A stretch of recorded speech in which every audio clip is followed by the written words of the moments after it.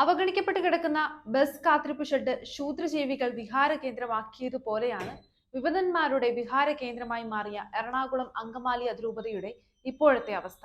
വിശുദ്ധ കുർബാനയുമായി യാതൊരു ബന്ധവുമില്ലാത്ത നിരീശ്വരവാദികളും യുക്തിവാദികളും വിജാതീയരും മദ്യപാനികളും തീവ്രവാദികളും സാത്താൻ ആരാധകരും നിരീശ്വര രാഷ്ട്രീയ പ്രസ്ഥാനക്കാരും അവിശ്വാസികളും അടങ്ങിയ ഒരു സംഘമാണ് എങ്ങനെ വിശുദ്ധ കുർബാന അർപ്പിക്കണം, ആരാധനാക്രമം എങ്ങനെയായിരിക്കണം, പട്ടം എപ്പോൾ കൊടുക്കണം എന്നതുൾപ്പെടെയുള്ള തിരുസഭയുടെ ഭരണകാര്യങ്ങൾ തീരുമാനിക്കുന്നത്. സഭാതലവൻ അടക്കമുള്ള സഭാ നേതൃത്വവും സിനഡും സഭാ വിമതരുടെ മുമ്പിൽ താഴ്ന്നു നിന്ന് വിശ്വാസികൾക്ക് കുർബാന തരാതെ വിമതരുടെ ഇഷ്ടത്തിന് തുള്ളുന്ന പാവകളായി മാറിയിരിക്കുന്നു.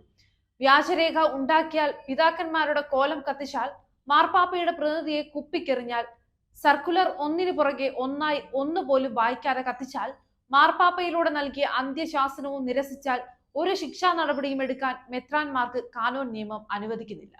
എന്നാൽ എറണാകുളം അതിരൂപതയിൽ സഭയെ അനുസരിക്കുന്ന വൈദികർക്കെന്നും സസ്പെൻഷനും സ്ഥലം മാറ്റവും. ഇനിയും വിശ്വാസ സമൂഹം എന്ത് ചെയ്യണമെന്നറിയില്ല.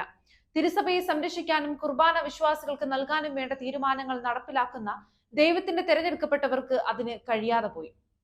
എന്തുകൊണ്ട് ദൈവത്തെയോ വിശുദ്ധ കുർബാനയോ മാനിക്കാതെ തിരുസഭാ തലവനും സിനഡ് മെത്രാന്മാരും വിമതരുടെ മുമ്പിൽ തല കുനിച്ചു നിൽക്കുന്നു?